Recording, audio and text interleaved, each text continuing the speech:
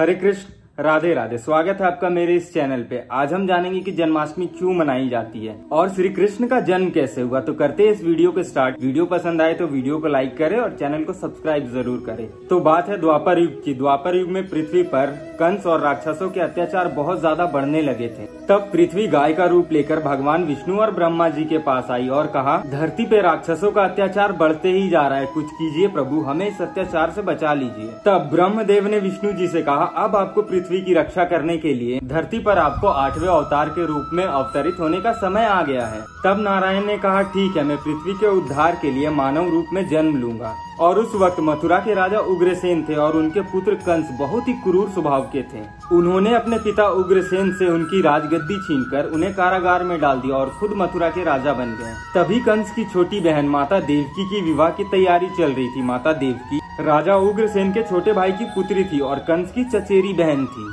फिर माता देवकी का विवाह वासुदेव जी के साथ संपन्न हुआ और कंस अपनी बहन माता देवकी को अपने रथ में उनके ससुराल तक छोड़ने जाते हैं। कंस देवकी और वासुदेव जी से बात करते करते अभी आधे रास्ते ही पहुंचते हैं। तभी एक आकाशवाणी होती है, हे कंस, जिस देवकी को तू बड़े प्यार से ले जा रहा है उसी के गर्भ से उत्पन्न 8वां पुत्र तेरा वध करेगा। तभी कंस घबरा गया और गुस्से में आकर बोला, अगर ऐसा है तो मैं वासुदेव का ही वध कर देता हूँ, फिर मुझे कोई डर नहीं रहेगा। तब माता देवकी रोने लगी और अपने भाई से विनती करने लगी कि भैया इनका वध मत करो, मैं वादा करती हूँ मेरे गर्भ से जो भी संतान जन्म लेगा वो मैं तुम्हें सौंप दूंगी, पर इन्हें मत मारो। तब कंस बोला, ठीक है, लेकिन आज से तुम दोनों मथुरा की महल के कारागार में बंदी बनकर रहोगे। तब माता देवकी और वासुदेव जी कंस की कारागार में दुख भोग रहे थे और कंस का अत्याचार मथुरा वासियों पे बढ़ते ही जा रहा था। और जैसे ही माता देवकी और वासुदेव जी के संतान होते थे तो कंस कारागृह में आकर उनसे उनकी संतान छीनकर बहुत ही क्रूरता से उनका वध कर देता था। इसी तरह से कंस ने माता देवकी के 7 पुत्रों का वध कर दिया और अब 8वां पुत्र होने वाला था, यानी कि अब प्रभु नारायण के अवतार का समय आ गया। और जैसे ही माता देवकी के 8वें पुत्र का जन्म हुआ उसी समय गोकुल में माता यशोदा के गर्भ से एक कन्या का जन्म हुआ जो कि योग माया थी। भद्र पक्ष की अष्टमी की रोहिणी नक्षत्र में हमारे प्रभु श्री कृष्ण का जन्म हुआ। उनके जन्म लेते ही कारागृह में रोशनी फैल गई और वसुदेव जी के सामने भगवान नारायण प्रकट हुए और कहा, वासुदेव, मैं बालक का रूप लेकर देवकी के गर्भ से जन्म ले चुका हूँ और मेरा ये अवतार कंस के संहार और धर्म की स्थापना करने के लिए ही हुआ है। अब तुम मुझे तत्काल गोकुल में नंद के यहाँ पहुँचा दो और उनकी अभी अभी जन्मी कन्या को लाकर कंस को सौंप दो। इतना कहकर भगवान अंतर ध्यान हो गए और फिर देखते ही देखते वासुदेव जी की हथकड़ियां अपने आप खुल गई और कारागृह के द्वार भी अपने आप खुल गए और सभी पहरादार गहरी नींद में सो गए। वासुदेव जी श्री कृष्ण जी को एक टोकरी में रखकर गोकुल की ओर चले। उस रात बारिश और तूफान बहुत तेज हो रही थी। नन्हे से कृष्ण को लेकर वासुदेव चल रहे थे और उनके पीछे पीछे शेषनाग श्री कृष्ण को बारिश से बचाते हुए चल रहे थे। जैसे ही वसुदेव यमुना नदी के पास पहुँचे तो देखा कि यमुना का जल बहुत ऊपर हो रहा है। वो सोचने लगे कि अब मैं कैसे लेके जाऊँ अपने नन्हे बालक को। यमुना नदी श्री कृष्ण के चरणों पे स्पर्श करना चाह रही थी, इसीलिए वो ऊपर हो रही थी। तभी श्री कृष्ण अपने चरणों को टोकरी के बाहर लटका दिए। यमुना नदी उनके चरण स्पर्श करके वापस शांत हो गई।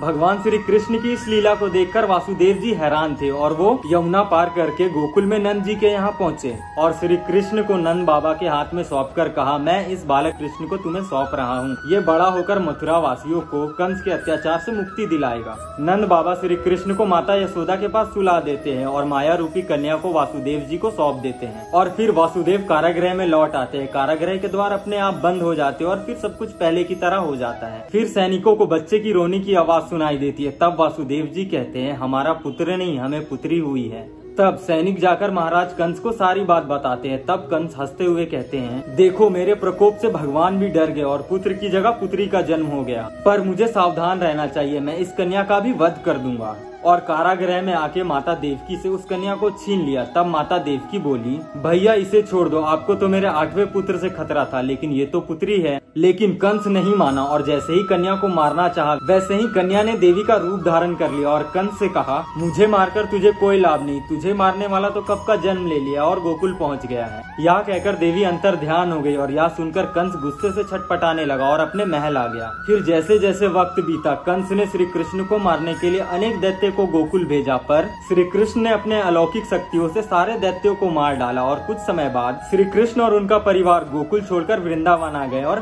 वृंदावन में ही रहने लगे। इसी तरह से समय बीतता गया और श्री कृष्ण जब 14 वर्ष के हुए तब श्री कृष्ण और बलराम कंस के बुलाने पर मथुरा जाकर कंस से युद्ध करके कंस को हराकर उनका वध कर दिया और अपने माता पिता को कारागृह से मुक्त करके सारे मथुरा वासियों को कंस के अत्याचार से मुक्त कर दिया और महाराज उग्रसेन को मथुरा का राजा बना दिया और वापस वृंदावन आ गए। इसीलिए इस दिन से श्री कृष्ण के जन्म उत्सव को सारे देश में बड़े ही हर्ष और उल्लास के साथ जन्माष्टमी के रूप में मनाया जाता है। भगवान श्री कृष्ण की नगरी मथुरा और पूरे ब्रज क्षेत्र में जन्माष्टमी का त्योहार बड़े ही धूमधाम से मनाया जाता है। आप सभी को मेरी तरफ से जन्माष्टमी की हार्दिक शुभकामनाएं। हरे कृष्ण, राधे राधे।